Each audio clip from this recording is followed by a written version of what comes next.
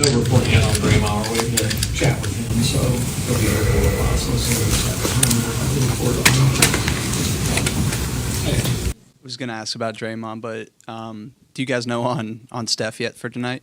I'm expecting Steph to play, but have not talked to him yet. But Rick told me a little while ago he thinks Steph should be good to go. And without knowing more on Draymond at the moment, what's the concern level within the team just in terms of his availability for the next X amount of time? It's just is what it is, you know. Everybody's got injuries, and you just keep moving forward. So we'll know more, as Raymond said, once Rick gets a chance to look at him today. It's coincidental that Inauguration Day and MLK Day fall on the same date. Does that make the matinee game today more significant? I don't know. I didn't watch the inauguration. I chose to watch Celtics tape instead. So. In light of that, I mean, just a thought of what this day means to you. I always love playing on MLK Day. It's a very significant day for all Americans, and I think the NBA has really kind of adopted it as part of our culture, and I'm very proud of that. And very meaningful day for everyone for sure. I know you've played the Celtics many times since 2022 finals, but seeing you went back through the tape, you're watching many similar players on their roster, maybe not so many similar players on your roster. Do you flash back to that, and does it hit you like how changed your team is, or there's similarities in your team from just that June? I flash back to it because it's one of the highlights of this run over the last decade. That series to win a championship in Boston with the history of that franchise. One of the great thrills of my life for sure, and we know how good they are. They dominated the playoffs last year and coming off a championship, and so they're still one of the great teams in the league. So I love playing against them because of what a challenge it is, and just the history that the Celtics franchise has, and it feels special anytime you play them. They're going through that process of trying to repeat now, coming back, going through that first regular season after. Going through that a couple of times, what were some of the challenges of, all right, you have that great run, you win it, and then you got to go through that next regular season? Like, what kind of stood out about those experiences for you?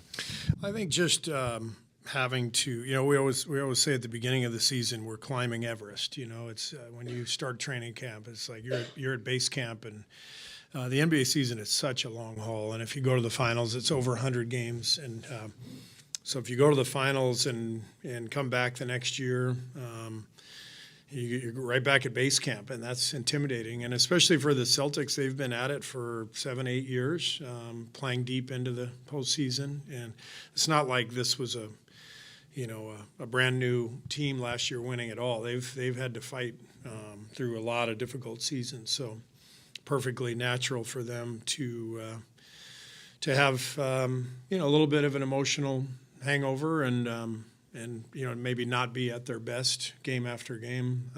I've seen that a million times in this league. So, but what I would expect is, come playoff time, they'll be ready to roll. They've got guys in their primes, well-oiled machine, well coached. They know who they are. So I wouldn't worry about the Celtics, if I were one of their fans. So this is normal.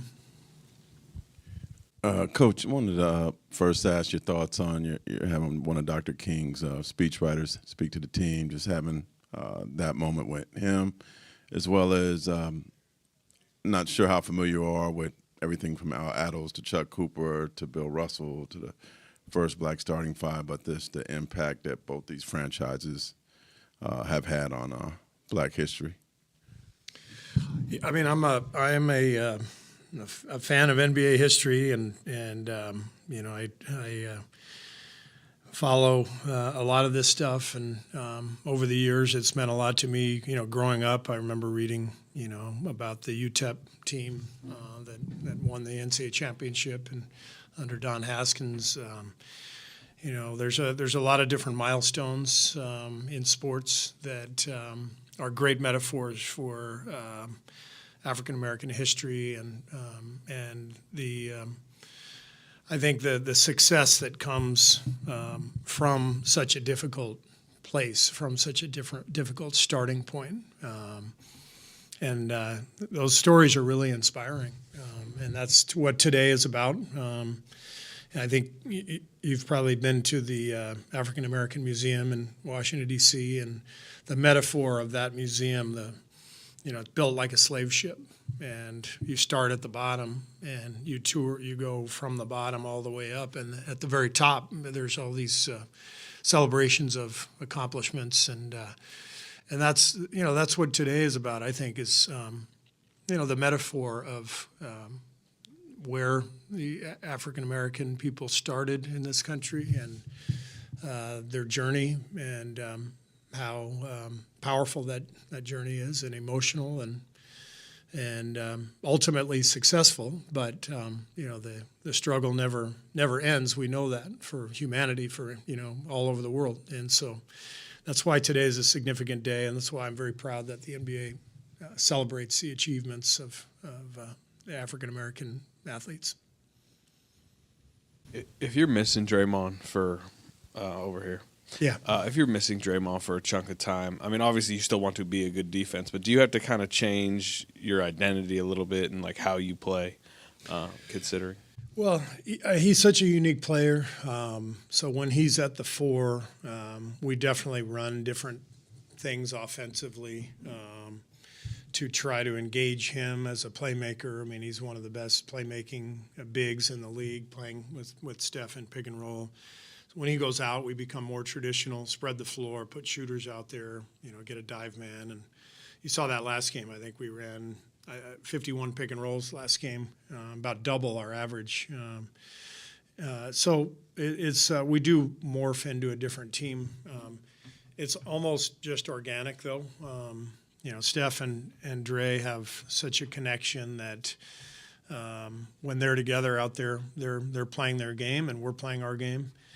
As soon as Draymond leaves the floor, it becomes a different game. We don't have to, necessarily change our thinking. It more happens organically, I would say.